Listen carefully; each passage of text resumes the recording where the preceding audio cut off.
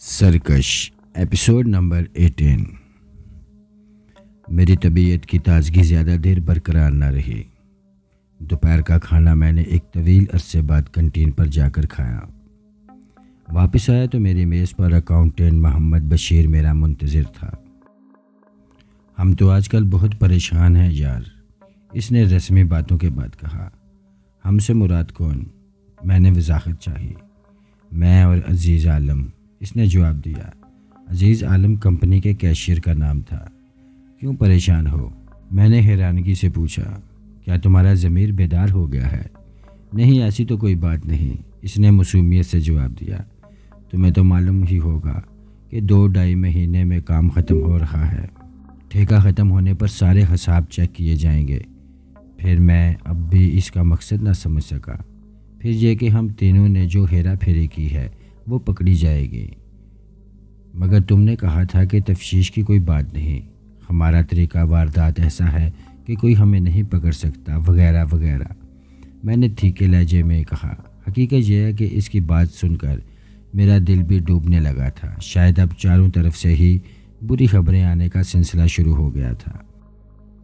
میں نے ٹھیک ہی کہا تھا، اس سے پہلے کبھی حساب چیک ہی نہیں ہوئے۔ وہ بولا، ہیڈ آفس میں سالانہ چیکنگ ہوتی ہے۔ اس وقت تک ہمارے کام پکے ہو جاتے تھے اور چیکنگ کرنے والے ہمارے جاننے پہچاننے والے ہوتے تھے، زیادہ باریک بینی نہیں کرتے تھے۔ لیکن اس مرتبہ میں نے سنا ہے کہ بڑا سخت ایڈٹ ہوگا۔ سجاد صاحب کو بھی شبہ ہو چلا ہے، شاید کہ نچلی سطح پر گھپلے ہو رہے ہیں۔ سچی بات یہ ہے کہ ہم سے کچھ غلطیاں بھی ہوئی ہیں۔ میں حساب کتاب کی باتیں کچھ زیادہ نہیں جانتا تھا۔ میں نے حیران ہو کر پوچھا، اب کیا ہوگا؟ میں اور عزیز عالم تو ایک ایک کر کے کھسکنے کا پروگرام بنا رہے ہیں۔ وہ بولا، لیکن ہماری پوزیشن ایسی ہے کہ ہم فرار نہیں ہو سکتے۔ فوراً ہمارے خلاف پرچہ درج ہو جائے گا اور ہم مفرور مجرم قرار پائیں گے، کیونکہ ہمارے گھپلے فوراً ہی سامنے آ جائیں گے۔ لیکن اگر ہم آرام سے اپنا کام دوسروں کو ہینڈ اوور کر کے استعفیٰ دے کر جائیں گے تو ہمارے کارنامے کافی دنوں بعد جا کر سامنے آئیں گے۔ تب تک ہم سجاد صاحب یا قانون کے ہاتھوں سے بہت دور جا چکے ہوں گے۔ میں تمہیں اندھیرے میں نہیں رکھوں گا۔ سچی بات یہ ہے کہ اگر ہم پکڑے گئے تو شریک جرم کے طور پر تمہارا نام بھی لیے بغیر نہیں رہ سکیں گے۔ ویسے تمہاری پوزیشن اس وقت تک سب سے زیادہ صاف ہے، اس لیے تمہارے حق میں یہی بہتر ہے آج کل میں ہی کھسک لو۔ استعفیٰ وغیرہ دینے کی ضرورت نہیں، بس سجاد صاحب کے نام ایک رسمی سی اطلاع چھوڑ جانا۔ ظاہر یہ کرنا جیسے تمہارے کسی عزیز ہستی کی طرف سے اچانک ہی تمہیں کوئی بری خبر ملی ہے اور شاید تم واپس نہ آ سکو۔ ویسے بھی کام تو ختم ہو ہی رہا ہے۔ کہہ دینا کہ نئے پروجیکٹ پر جانا تمہیں سوٹ نہیں کرتا، تمہارے حالات اجازت نہیں دیتے۔ میں سوچوں گا، میں نے دھیمے لہجے میں کہا۔ سوچنے کا اب وقت نہیں ہے، وہ اٹھتے ہوئے بولا۔ ہر گزرنے والا لمحہ بے حد قیمتی ہے۔ میں نے تمہیں ساری صورتحال سمجھا دی ہے اور بہترین دوستانہ مشورہ دے دیا ہے۔ اب اپنا بچاؤ کرنا تمہاری اپنی ذمہ داری ہے۔ وہ چلا گیا اور مجھے سوچوں میں گرفتار چھوڑ گیا۔ مجھے قانون، سزا، لوگوں کی باتیں وغیرہ کی کوئی خاص فکر نہیں تھی۔ میرا سب سے بڑا مسئلہ یہ تھا کہ میں بددیانت چور ثابت ہونے کے بعد سجاد صاحب کا سامنا نہیں کر سکتا تھا۔ باقی تمام باتیں بے معنی تھیں۔ سوال یہ تھا کہ یہاں سے بھاگ کر میں جاؤں کہاں؟ کیسا بے ٹھکانہ تھا میں، ایک بے آشنا پنچھی، کم عمری میں ماں باپ کے سائے سے محروم ہونے والا بھی دنیا میں کیسے تنہا ہو جاتا ہے۔ پہلی بار مجھے اپنی حالت پر کچھ زیادہ ہی افسوس ہوا، کرب کی حد تک۔ وقت کو پلٹا کھاتے ذرا بھی تو دیر نہیں لگتی۔ کل صبح تک میں بے حد خوش اور اندر سے بے حد مضبوط تھا۔ آج چند لمحوں کے اندر میں بے حد اندر سے کھنڈر ہو چکا تھا۔ کہاں جاؤں، کہاں کا رخ کروں، یہی سوال ڈس رہا تھا۔ جب یہاں آیا تھا تب تو 2000 روپے پلے بھی تھے اور ان کی وجہ سے دل کو کافی ڈارس تھی، مگر اس وقت تو جیب میں کل 200-250 روپے تھے۔ چند دن پہلے ہی تنہا ملی تھی، کچھ ادھار اتار دیا تھا، کچھ رقم شاہانہ انداز میں اڑا دی تھی۔ ڈیوٹی کا وقت ختم ہوا تو میں نہر کے اس حصے کی طرف چل دیا جہاں میں تیراکی کرتا تھا۔ عام حالات میں تو میں تیراکی کا ناغہ بھی کر لیتا تھا، لیکن جس روز میں ناخوش، پریشان یا فکر مند ہوتا، اس روز تیراکی کے لیے ضرور جاتا تھا۔ ذہن بڑھ جاتا تھا۔ نہر کا پٹ بہت چوڑا تھا اور جو پل ہماری کمپنی نے تعمیر کیا تھا وہ بھی بہت اہمیت کا حائل تھا۔ سرحد یہاں سے دور نہیں تھی۔ رات کے سناٹے میں کبھی کبھار ہمیں فوجی مشقوں کے دھماکوں کی مدھم سی گونج سنائی دیتی تھی۔ دن میں کبھی کبھار نہر کے اس پار رینجر کی اکا دکا گاڑیاں کہیں آتی جاتی نظر آ جاتی تھیں، لیکن ان کی نقل و حرکت شاید نہر کی اس طرف سے تک محدود تھی۔ میں نے کبھی کسی کو نہر کے اس طرف آتے نہیں دیکھا تھا۔ میں بہت دیر تک تیرتا رہا۔ شام کا دھندلکا پھیل چکا تھا اور پانی میں ٹھنڈ محسوس ہونے لگی تھی۔ میں اس وقت مگرمچھ کی طرح نہر کی تقریباً وسط میں تیر رہا تھا جب میں نے نہر کے دوسرے کنارے کے اونچے ڈیلے پر ایک آدمی کو اس طرف آتے دیکھا جیسے کسی اداکار کو اچانک ہی اسٹیج پر دھکا دے دیا گیا ہو۔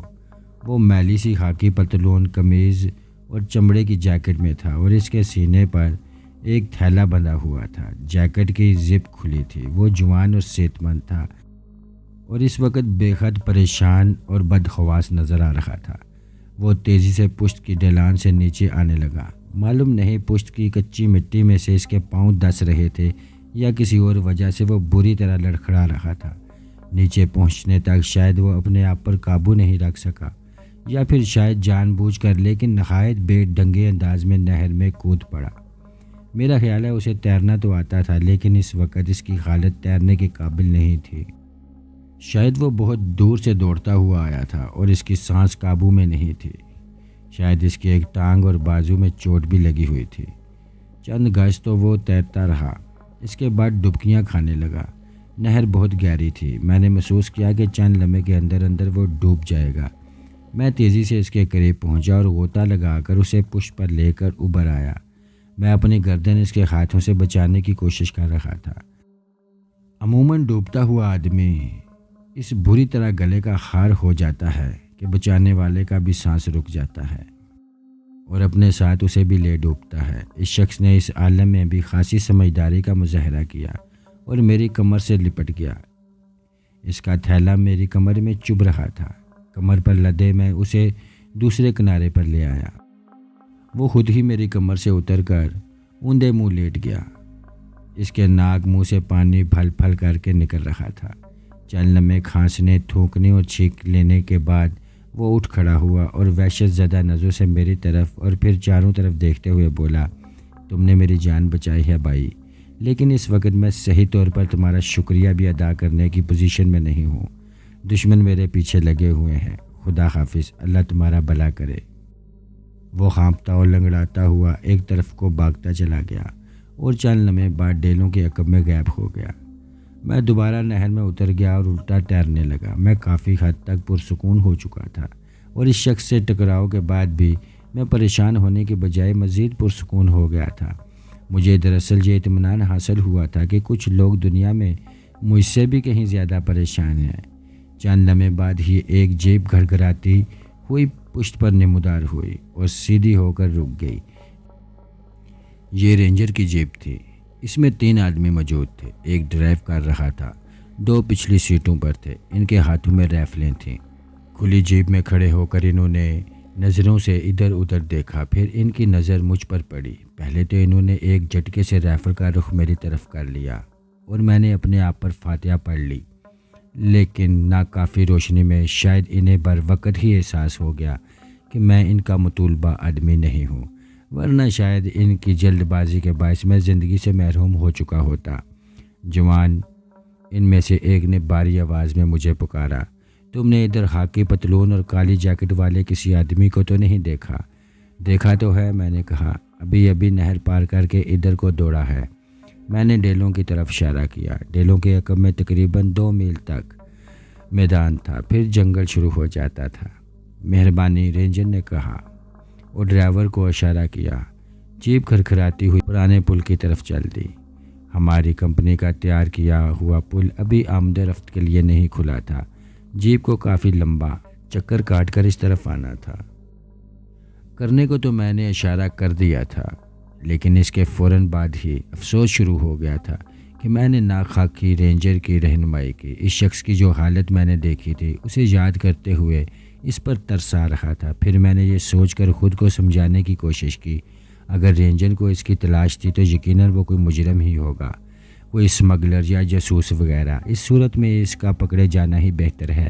اپنی اس سوچ پر مجھے خود ہی ہنسی آ گئی۔ میں تو کچھ اس طرح اپنے آپ کو سمجھا رہا تھا جیسے میں خود کوئی بڑا پارسا، عابد، زاہد اور دیانتدار انسان تھا۔ ایک لمحے کے لیے تو مجھے یہ خیال بھی گزرا کہ شاید معاشرے میں بیشتر انسان مجرم ہی ہیں، کوئی قانون کا مجرم، کوئی خدا کا مجرم، کوئی بندوں کا مجرم اور کوئی ضمیر کا مجرم۔ بات بس اتنی ہے کہ جس کا جرم ظاہر ہو جائے وہ مجرم، اور جس کا جرم چھپا رہے وہ معزز بنا رہتا ہے۔ میں نے اندازہ لگایا کہ وہ شخص اگر اپنی شکستہ حالی اور لنگراہٹ کے باوجود 2 میل لمبا میدان عبور کر کے جنگل تک پہنچنے کی کوشش میں مصروف رہا تو شاید مارا جائے۔ اس کی جنگل تک پہنچنے سے پہلے ہی رینجر شاید اس کو جا لے۔ البتہ اس نے اگر کہیں ادھر ادھر نکل کر کوئی جائے پناہ تلاش کر لی تو شاید رینجر سے بچ جائے۔ چند منٹ بعد اندھیرا پھیل گیا اور میں نہر سے نکل آیا۔ کپڑے پہن کر میں واپس اپنے خیمے بستی کی طرف چل دیا۔ راستے میں ایک جگہ درختوں کے ایک جھنڈ کے قریب ایک ٹوٹا پھوٹا چھپر سا تھا جس میں ایک بینچ پڑی تھی۔ کسی نے مجھے بتایا تھا کہ کافی عرصہ پہلے یہاں ایک شخص نے کوئی کام شروع کیا تھا جو چلا نہیں۔ بالآخر ایک دن وہ کسی سے بس کا کرایہ ادھار لے کر اپنے گاؤں واپس چلا گیا۔ اس چھپر کے سامنے سے گزرتے ہوئے مجھے اندازاً نیم شکستہ بینچ پر ایک کوئلہ نظر آیا۔ اس کے ہاتھ میں سلگتی ہوئی سرگٹ تھی۔ مجھے یقین ہو گیا کہ یہ وہی شخص ہے جسے میں نے نہر میں ڈوبنے سے بچایا تھا۔ اس نے بھی یقیناً مجھے دیکھ لیا تھا، لیکن چھپنے کی کوشش کرنے کے بجائے وہ مجھے متوجہ کرنے کے سے انداز میں کھنکارا، اور تب میں نے پہچان لیا کہ وہ مفرور شخص نہیں، ہماری کمپنی کا ایک ڈرائیور نیاز حسین تھا۔ اوئے تم یہاں کیا کر رہے ہو؟ میں نے چھپر میں داخل ہوتے ہوئے کہا۔ دفاتن ایک خاص بدبو نتنوں سے ٹکراتی کمبخت اندھیرے میں بیٹھے بھری ہوئی سرگٹ پی رہا تھا۔ میں جی ذرا غور و فکر کر رہا ہوں، اس نے باری آواز میں نہایت دھیمے لہجے سے جواب دیا۔ یہ جگہ غور و فکر کے لیے بڑی موزوں ہے، میں اکثر شام کو یہیں آ جاتا ہوں۔ اوئے تم غور و فکر بھی کرتے ہو؟ میں حیرت سے تقریباً چلا اٹھا۔ کیوں، کیا میں انسان نہیں ہوں افضل صاحب؟ اس نے گویا برا مناتے ہوئے کہا۔ میرا خیال تھا کہ تم ڈرائیور ہو، میں نے اسے چھیڑا۔ ویسے کیا غور و فکر کرتے ہو تم؟ یہی کہ آج سے 70-80 سال بعد جب تیل کے ذرائع ختم ہو جائیں گے تو ہم ڈرائیوروں کا کیا بنے گا؟ اس نے پرخیال لہجے میں کہا۔ اگر تم اس وقت زندہ ہوئے تو کسی اونٹ پر ڈرائیور لگ جانا۔ میں نے ہنسی ضبط کرتے ہوئے مشورہ دیا۔ بہت سے جھنجھٹ ختم ہو جائیں گے، نہ ڈرائیونگ کا امتحان، نہ لائسنس کا چکر، نہ اسے رینیو کروانے کی فکر، اور سب سے بڑی بات یہ کہ لوگوں کی جانیں تمہاری بلادری کے ہاتھوں محفوظ رہیں گی۔ افضل بابو، ایک تو تم کسی مسئلے میں کبھی سنجیدہ نہیں ہوتے۔ وہ گویا میری حالت پر افسوس کرتے ہوئے بولا۔ پھر جیسے اچانک اسے خیال آیا، تمہارے لیے بھی سلگاؤں سرگٹ؟ میں نے پیکٹ میں بری بری تیار رکھی ہوئی ہیں۔ نہیں یار، فی الحال تم ہی پیو، میں اس وقت تمہاری طرح غور و فکر کے موڈ میں نہیں ہوں۔ میں چھپر سے نکل آیا۔ آسمان پر تارے نمودار ہو چکے تھے۔ میں نے پہلے کنٹین سے جا کر کھانا کھایا، پھر ذہن میں اس رکے کا مضمون ترتیب دیتے ہوئے جو میں سجاد صاحب کے نام چھوڑ کر جانا چاہتا تھا خیمے کی طرف چل دیا۔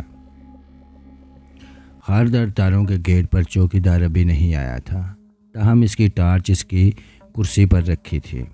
میرا خیمہ سب سے پیچھے خاردار تاروں کے عین قریب تھا۔ پردہ اٹھا کر جب میں گنگناتا ہوا خیمے میں داخل ہوا تو اچانک کسی تاریک خیمے میں میری آنکھوں کے سامنے گویا پھپھڑی سی پھوٹ گئی۔ میرے سر پر جیسے نہایت بے آواز طریقے سے توپ کا گولہ آن گرا تھا۔ غالباً کسی نے ٹھوس چیز سے میری کن پٹی پر وار کیا تھا۔ آخری بات جو مجھے یاد رہی وہ یہ تھی کہ میرے گھٹنے کچے فرش سے ٹکرائے تھے۔ اس کے بعد خیمے میں پھیلی ہوئی تاریکی میرے حواس پر بھی چھا گئی۔ مجھے احساس نہیں کہ کتنی دیر بعد میں ہوش میں آیا، تاہم یہ احساس ضرور ہے کہ ہوش میں آتے ہی دوبارہ بے ہوش ہونے کو جی چاہنے لگا تھا۔ سر میں تکلیف ہی اتنی تھی، معلوم ہو رہا تھا کہ کوئی بے درپے قسم کا لوہا میرے سر کو لوہے کا گولا سمجھ کر اس پر ہتھوڑے برسا کر اس سے کوئی چیز بنانے کی فکر میں ہے۔ میں نے غیر ارادی طور پر ہاتھ سر کی طرف لے جانا چاہا تو احساس ہوا کہ میرے ہاتھ اپنی جگہ سے حرکت نہیں کر رہے تھے۔ چند لمحوں بعد جب میری آنکھوں کی دھندلاہٹ دور ہوئی تو دیکھا کہ میں اپنے خیمے میں ہی تھا اور میرا لیمپ بھی روشن تھا۔ میں لوہے کی پائپوں والے پلنگ پر دراز تھا اور میرے جسم پر چادر بھی پڑی ہوئی تھی۔ فرق صرف یہ تھا کہ میرے ہاتھ پاؤں پلنگ سے بندھے ہوئے تھے اور منہ پہ کپڑا ٹھوسا ہوا تھا اور اس پر پٹی بھی بندھی ہوئی تھی۔ میرے قریب لوہے کی کرسی پر ایک شخص اطمینان سے ٹانگ پر ٹانگ رکھے ایک فلمی رسالے کے ورق پلٹ رہا تھا۔ اس کی انگلیوں میں سلگتی ہوئی سگریٹ دبی ہوئی تھی۔ کسی فلمی تصویر کو دیکھتے ہوئے اس نے معنی خیر انداز میں سر ہلایا اور چٹکی بجا کر راکھ جھاڑی۔ وہ میری طرف متوجہ نہیں تھا، بڑے ہی غور سے مطالعے میں مصروف تھا۔ اسے دیکھتے ہوئے کئی بار میں نے غیر ارادی طور پر پلکیں جھپکائی، حتیٰ کہ مجھے یقین ہو گیا کہ یہ میرا وہم نہیں ہے۔ وہ شخص کمبخت وہی تھا جس کو میں نے اس وقت جان بچائی تھی جب وہ کسی قریب المرگ اور لوارس کتے کی طرح نہر میں ڈوب رہا تھا۔ اس وقت اس کی حالت دیکھنے کے قابل تھی جب اس نے بوکھلائے ہوئے انداز میں نہر میں چھلانگ لگائی، اور اس وقت بھی اس کا چہرہ قابل دید تھا جب میں نے اسے نہر سے نکال کر کنارے پر ڈالا تھا۔ اس کے ناک اور منہ سے پانی بہہ رہا تھا۔ آنکھیں کسی بیمار الو کی آنکھوں سے مشبہ نظر آ رہی تھیں۔ منہ سے بات نہیں نکل رہی تھی، مگر اب وہ گریڈ 17 کے افسر کی طرح ٹھار سے بیٹھا ہوا تھا۔ اس کی جیکٹ تو چمڑے کی تھی، پانی سے اس کا کچھ نہیں بگڑا تھا۔ اب اس کی پتلون وغیرہ بھی سوکھی ہوئی نظر آ رہی تھی۔ کمبخت نے کنگھی پٹی تک کر لی تھی۔ حد تو یہ تھی کہ بدماش سگریٹ بھی میرے ہی پیکٹ سے پی رہا تھا جو اس نے اپنے سامنے ہی تپائی پر رکھے ہوئے تھے۔ میں سگریٹ پیتا تو نہیں تھا، لیکن خیمے میں آنے والے یار دوستوں کی توسع کے لیے ایک دو پیکٹ رکھتا تھا۔ کبھی کبھار خود بھی منہ کا ذائقہ بدلنے کے لیے 2-4 کش لگا لیتا تھا۔ میں کہنا چاہتا تھا کہ کاش میں نے تجھے اس نہر میں ہی ڈوب جانے دیا ہوتا، لیکن میں چونکہ منہ میں کپڑا ٹھوسے ہونے کی وجہ سے کچھ کہنے کی پوزیشن میں نہیں تھا، اس لیے میں نے محض کھنکارنے پر اکتا کیا۔ یہ آواز بھی صرف اتنی ہی تھی کہ میں خود بھی مشکل سے سن سکا۔ شکر ہے اس شخص کو احساس ہو گیا کہ میں کمسکما رہا ہوں۔ وہ میری طرف متوجہ ہو گیا۔ مجھے ہوش میں دیکھ کر وہ نہایت ہی شرمسار نظر آنے لگا اور شرمندہ سے لہجے میں بولا، معاف کرنا یار، اندھیرے میں پتہ ہی نہیں چلا، میں اپنے موشن پر ہی وار کر رہا ہوں۔ ویسے بھی خیر اپنی جان بچانے کا مسئلہ درپیش تھا۔ لیمپ جلانے کے بعد جب میں نے تمہاری شکل دیکھی تو بہت ہی شرم محسوس ہوئی، خصوصاً اس لیے کہ میں نے ڈنڈا تمہارے سر پر کچھ زیادہ ہی زور سے رس کر دیا تھا۔ اس نے سگریٹ کا ایک کش لیا اور میں اسی دوران ایک بار پھر کمسکما گیا۔ وہ میری بے چینی کو محسوس کرتے ہوئے بولا، تمہارے ہاتھ پاؤں باندھنے اور منہ میں کپڑا ٹھوسنے کی زیادتی میں نے صرف احتیاطاً کی ہے کہ کہیں تم ہوش میں آتے ہی چیخنا چلانا شروع کر دو یا ہاتھا پائی شروع کر دو۔ اگر تم مردوں والا وعدہ کرو کہ شور شرابہ نہیں کرو گے تو میں تمہارے منہ سے کپڑا نکال سکتا ہوں تاکہ ہم کچھ بات چیت کر سکیں۔ مجھے میرے سر میں اٹھتی ہوئی ٹھیسوں نے جس حد تک اجازت دی، اس حد تک میں نے زور زور سے سر ہلانے کی کوشش کی۔ اس کے نرم اور دوستانہ لہجے سے میرا غصہ کافی حد تک ختم ہو گیا تھا۔ اس نے اٹھ کر میری زبان کو آزاد کر دیا اور میں گویا آدھے سے زیادہ آزاد ہو گیا۔ میں نے اطمینان کی ایک طویل سانس لی۔ میری تکلیف خود بخود کافی حد تک ختم ہو گئی۔ تم یہاں گھس کیسے آئے؟ میں نے پوچھا۔ میری آواز بہت کمزور نکلی۔ رینجر سے بچنے کے لیے ادھر آ نکلا تھا، اور ایک بار پھر ٹانگ پر ٹانگ رکھ کر بیٹھتے ہوئے بولا، لوگوں کی نظروں سے بچتا بچاتا خاردار تاروں تک آن پہنچا اور پھر سینے کے بال رینگ کر اس حد بندی کے اندر آ گیا اور سب سے پہلے جو خیمہ نظر آیا اس میں گھس گیا۔ میری خوش قسمتی تھی کہ مجھے سب سے پہلے یہاں سگریٹ اور ماچس آسانی سے مل گئی۔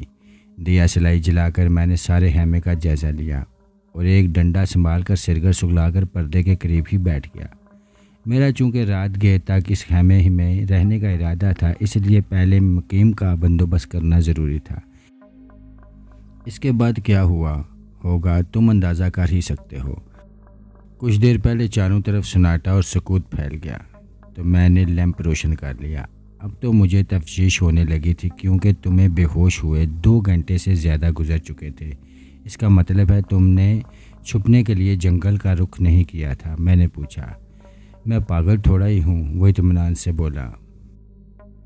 اس وقت میری حالت ایسی تھی کہ چند گز کا فاصلہ طے کرنا بھی دشوار ہو رہا تھا۔ جنگل تو بہت دور تھا۔ اگر میں جنگل کا رخ کرتا تو رینجر یقیناً میری کھوپڑی اڑا دیتے، ورنہ ٹانگ وانگ میں گولی مار کر لنگڑا لولا تو کر ہی دیتے۔ میرا ریوالور ویسے بھی راستے میں کہیں گر گیا تھا، پر ہر رینجر سے اس قسم کی آنکھ مچولی کا مجھے بڑا تجربہ ہے۔ گویا میں یہ سمجھنے میں حق بجانب ہوں کہ تم اسمگلر ہو۔ بے شک، لیکن نہایت معمولی قسم کا، اس نے جواب دیا۔ میری ایک کھیپ اور گاڑی اس وقت نہر کی پرانی طرف کے جنگل میں پھنسی ہوئی ہے۔ اپنی دانش میں تو میں اسے بڑی محفوظ جگہ پر چھپا کر آیا ہوں، لیکن اگر وہ رینجر کے خطے چڑھ گئی یا کوئی حریف اسمگلر اسے لے اڑا تو میرا دیوالیہ ہو جائے گا۔ ایک بار پھر مجھے خطرہ مول لینا ہے، جان ہتھیلی پر رکھ کر جنگل میں جانا ہے۔ سب سے بڑی مصیبت یہ ہے کہ میں تنہا ہوں۔ آج تک کوئی ڈنکا ساتھی ہی نہیں ملا، جو ملا پھنسوانے والا ہی ملا۔ اپنی دراصل تقدیر ہی بڑی ڈھیلی ہے۔ اب یہی کچھ دیکھ لو، اس مرتبہ اپنی زندگی کی سب سے بڑی کھیپ نہایت خیریت سے سرحد پار پہنچا کر وہاں سے سب سے بڑی کھیپ لے کر آیا تو رینجر پیچھے لگ گئی۔ دراصل نیا چوکی انچارج آیا ہے، جو کچھ زیادہ ہی ایماندار ہے، اس سے کوئی بات نہیں بن سکی۔ میں خاموشی سے اس کی طرف دیکھتا رہا۔ چند ہی لمحے میں وہ کوئی پرانا شناسا معلوم ہونے لگا تھا۔ سر میں ٹھیسیں کچھ کم ہو چلی تھیں، تاہم ہاتھ پاؤں ایک ہی پوزیشن میں رہنے کے باعث شل ہوئے جا رہے تھے۔ اب تمہارا ارادہ کیا ہے؟ میں نے پوچھا۔ اس نے اپنی گھڑی دیکھی، اسے جھٹکا دیا، پھر میری طرف دیکھ کر بولا، بند ہو گئی ہے، واٹر پروف نہیں ہے نا؟ اس مرتبہ مجھے تجربہ ہوا ہے کہ اسمگلروں کو ہمیشہ واٹر پروف گھڑی رکھنی چاہیے۔ اس نے چادر ہٹا کر میری کلائی پر بدی ہوئی گھڑی میں وقت دیکھا اور ایک لمحے کے لیے کچھ سوچ کر بولا، 2 گھنٹے بعد میں یہاں سے نکل جاؤں گا۔ تمہیں میری وجہ سے جو تکلیف اٹھانی پڑی، اس پر میں سخت شرمندہ ہوں۔ تمہارا احسان میں زندگی بھر نہیں بھولوں گا۔ رقم کے ذریعے اس کا صلہ تو نہیں دیا جا سکتا، لیکن میں اپنی شرمندگی کم کرنے کے لیے کچھ رقم یہاں رکھ رہا ہوں، میرے جانے کے بعد اٹھا لینا۔ اس نے ہاتھ بڑھا کر تپائی پر رکھا ہوا تھیلا اٹھایا۔ جب میں نے اسے نہر سے نکالا تھا تو یہی تھیلا اس کے سینے پر بندھا ہوا تھا۔ اس نے تھیلے کی زپ کھولی۔ میں لیٹا ہوا ہونے کے باوجود یہ دیکھے بغیر نہ رہ سکا کہ اس میں نوٹوں کی کئی گڈیاں تھیں۔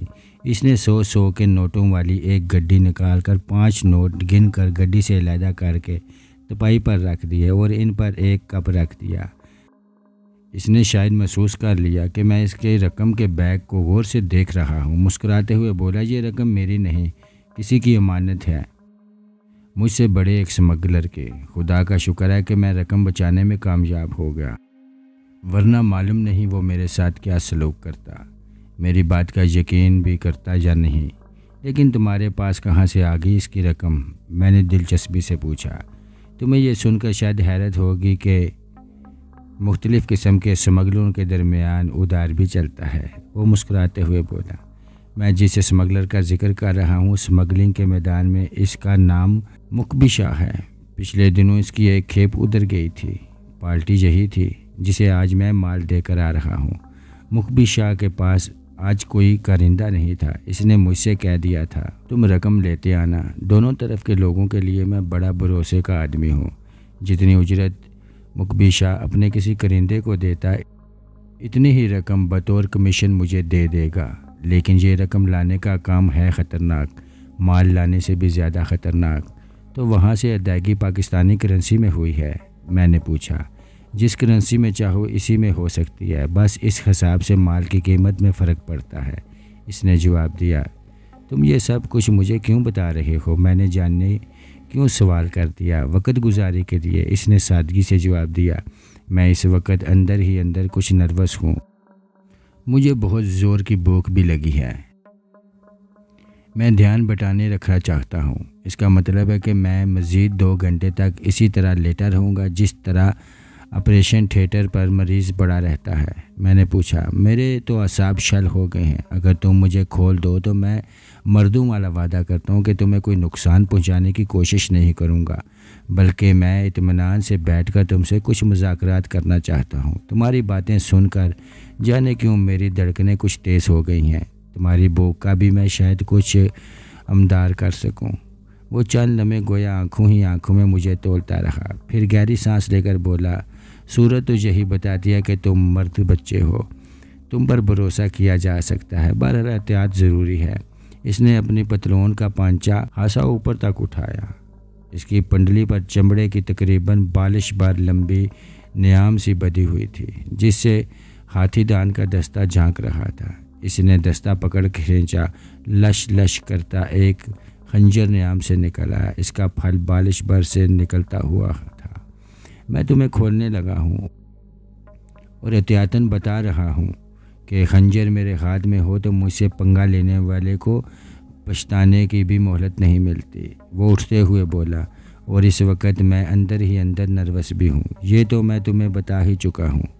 جب میں نروس اور بھوکا ہوتا ہوں تو باتیں بہت کرتا ہوں، اور اگر کسی کو ذرا بھی بری نیت سے حرکت میں آتے دیکھتا ہوں تو بالکل اسی طرح اس کی شہرہ کاٹ ڈالتا ہوں، جیسے تم کسی اسپرنگ کو اب پوری قوت سے کھینچتے ہو اور وہ ٹوٹ کر اچانک تمہارے منہ پر آ لگے۔ وہ واقعی بہت باتیں کر رہا تھا۔ خنجر گو کہ اس نے ماہرانہ انداز میں پکڑا ہوا تھا، لیکن مجھے یقین نہیں تھا کہ اس نے کبھی کسی کی شہرہ کاٹی ہوگی۔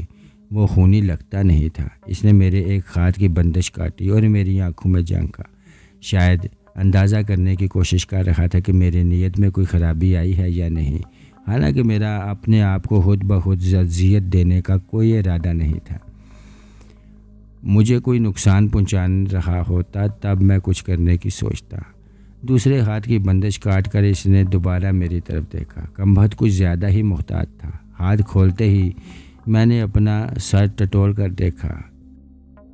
گتی کے قریب ایک اور چھوٹا سا سر نمودار ہو چکا تھا، لیکن افسوس کہ اس میں عقل نہیں، صرف درد تھا، اور کچھ خون بھی رس رس کر بالوں کی جڑوں میں جم چکا تھا۔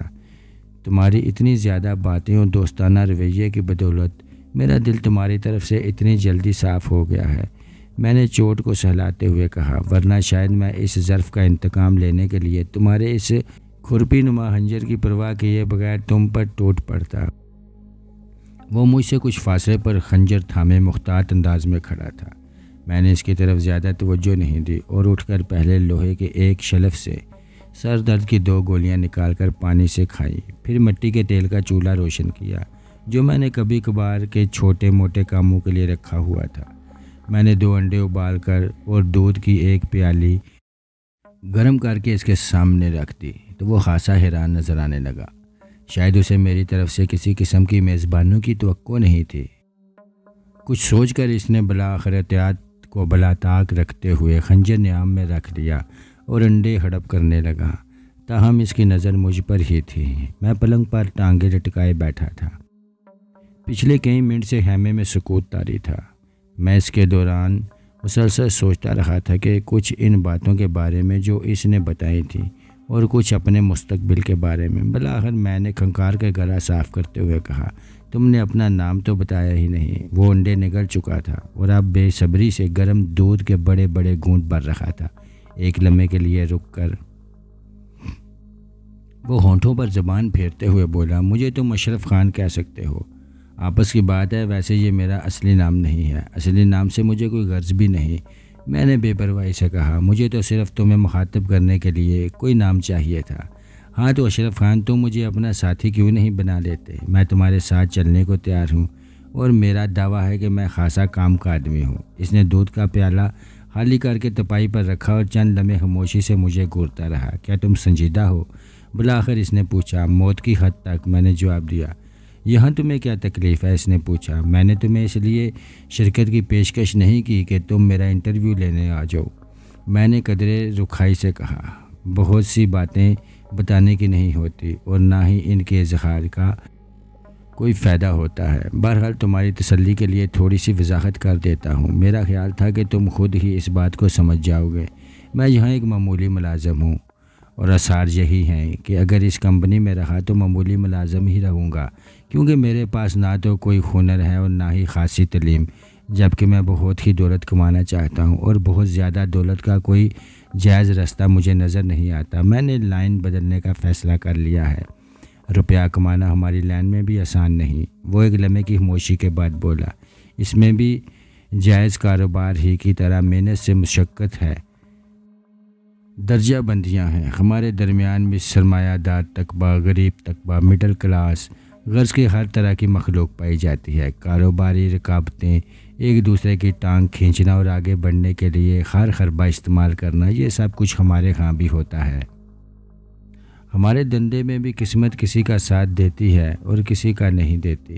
غرض کے سب کچھ اسی طرح ہے جس طرح جائز کاروبار کی دنیا میں ہوتا ہے، لیکن بہرحال ہمارا کاروبار ناجائز ہے، اس لیے ہم وطن کے دشمن بھی ہیں، مجرم بھی ہیں، قانون کی راہ کا روڑا بھی ہیں، اور اپنے ضمیر کے مجرم بھی۔ اگر تم میرے ساتھ شامل ہونا چاہتے ہو تو مجھے کوئی انکار نہیں، لیکن اس لائن کو پھولوں کی سیج سمجھ کر مت آنا، اور یہ بھی مت سمجھنا کہ آج اس دھندے میں پڑو گے تو آج ہی سے تم پر دولت برسنے لگے گی۔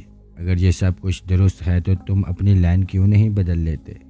میں نے پوچھا۔ اگر جائز کاروبار جتنی ہی ہواری اٹھانی ہے تو پھر جان ہتھیلی پر کیوں رکھی جائے؟